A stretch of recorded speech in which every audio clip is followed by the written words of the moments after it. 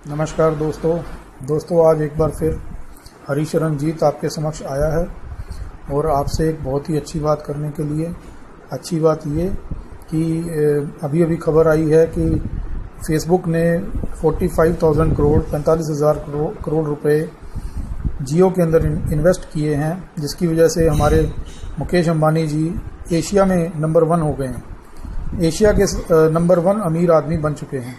तो दोस्तों इस समय में जब ये लॉकडाउन चल रहा है तो ये वाली खबर जो आई है बहुत ही अच्छी खबर है, लेकिन ये अच्छी तभी है अगर इस पैसे का उस ढंग से इस्तेमाल किया जा सके कि जब ये लॉकडाउन खुलेगा उसके बाद जो एक बेरोज़गारी का बहुत बड़ा संकट हमारे देश के सामने खड़ा होने वाला है, तो इस पैसे के द्वारा अगर उस संकट को कम किया जा सके तो मैं मानूंगा कि हमारे मुकेश अंबानी जी वाकई देशभक्त हैं और जिनके वो दोस्त हैं, यानी कि हमारे पीएम साहब के। तो मैं अगर पीएम साहब भी उनसे कहकर ज़रा मेरी बात के ऊपर गौर करवा दें तो हम सब हिंदुस्तानियों का, हम सब नागरिकों का भला हो जाए। लेकिन मैं आपसे एक बात और शेयर करनी चाहता हूँ। इन लोगों की मंशा ये है, जो भी फेसबुक के मालिक हैं और जो मुकेश अंबानी जी हैं, तो मैंने अभी एक कॉलम पढ़ा है कि इस इन्वेस्टमेंट के बाद इनकी एक प्लानिंग है कि किराना सेक्टर जो है हमारा, किराना सेक्टर, प्रोविज़न स्टोर जिसको आप कहते हैं, जो हम रोज़मर्रा की दाल चावल साबुन तेल वगैरह ख़रीदने के लिए अपने किराना स्टोर पे जाते हैं, उस स्टोर को ये डिजिटल मार्केट बनाना चाहते हैं। और इसके बाद ये क्या करेंगे, जैसे व्हाट्सएप के ऊपर या फेसबुक से वो उसको डिजिटल के साथ जोड़ेंगे अपनी कंपनी के द्वारा, और इनकी कंपनी के द्वारा ही उन वस्तुओं का जो है वो सामान लोगों के घरों तक भेजा जाएगा। तो मैं इसमें मुझे जो एक शंका नज़र आती है, हो सकता है मेरी वो शंका गलत हो और भगवान करे मेरी शंका गलत ही हो, वो ये है कि आने वाले समय में कहीं ऐसा तो नहीं कि जो हमारे घरों में से जो बुज़ुर्ग लोग होते हैं या जिनके बच्चे चले जाते हैं कहीं या कोई सहारा नहीं बचता है, तो थोड़ी बहुत पूंजी का इंतज़ाम करके अपने घर गृहस्थी को चलाने के लिए एक छोटी मोटी किराने की दुकान खोल लेते हैं। मैंने देखा है कई बार कई बुज़ुर्ग जो हैं और कई हमारी माताएं जो हैं वो किराने की दुकान चलाती हैं।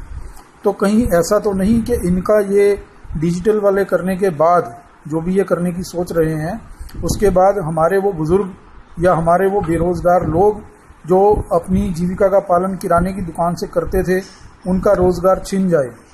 तो मुझे खतरा इस चीज़ का ज़्यादा नज़र आ रहा है।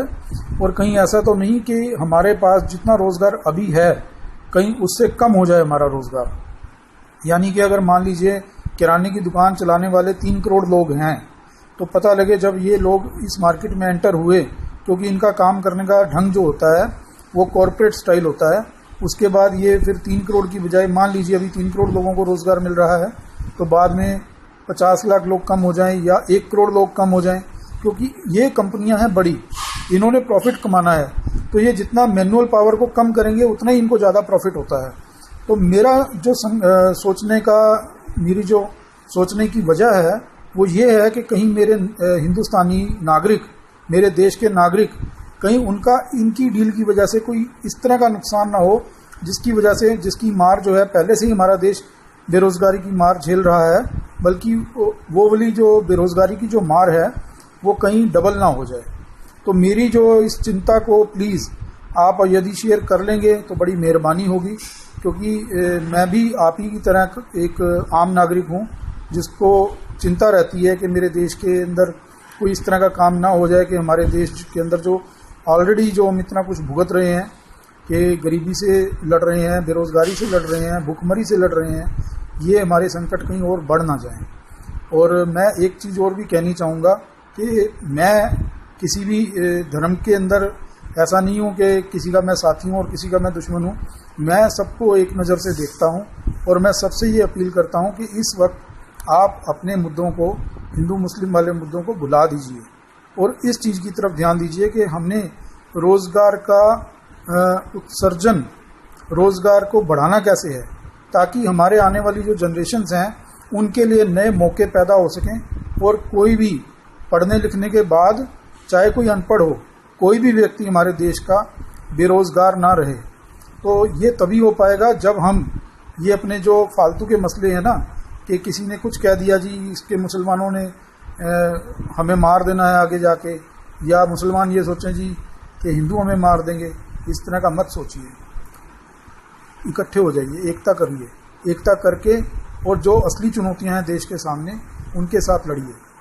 और मैं इस चीज़ को ऐसे समझता हूं कि हमारी जो सरकार है फ़िलहाल की, या जो हमारे नेता हैं, ये हमें बेवकूफ़ बना रहे हैं। फ़िलहाल वो ऐसा बेवकूफ़ बना रहे हैं कि जैसे किसी बच्चे की थाली में जब कोई मिठाई रखी होती है तो जो दूसरा बच्चा होता है ना, जो थोड़ा सा चालाक होता है, तो वो सीधे साधे बच्चे को कहता है वो देख तेरे पीछे कौन आया। तो जैसे ही वो बच्चा पीछे मुड़कर देखने लगता है तो वो चालाक बच्चा उसकी मिठाई उठा लेता है।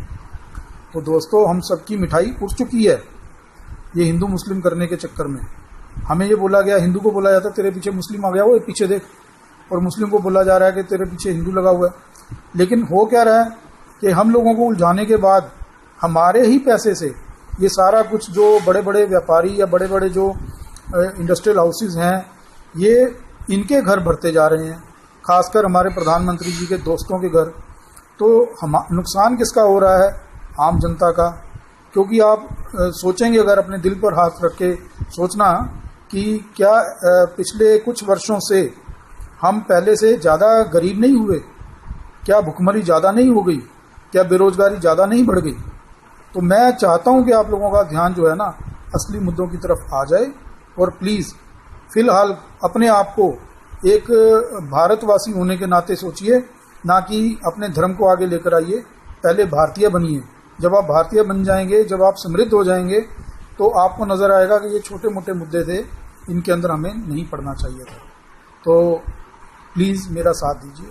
शुक्रिया, धन्यवाद।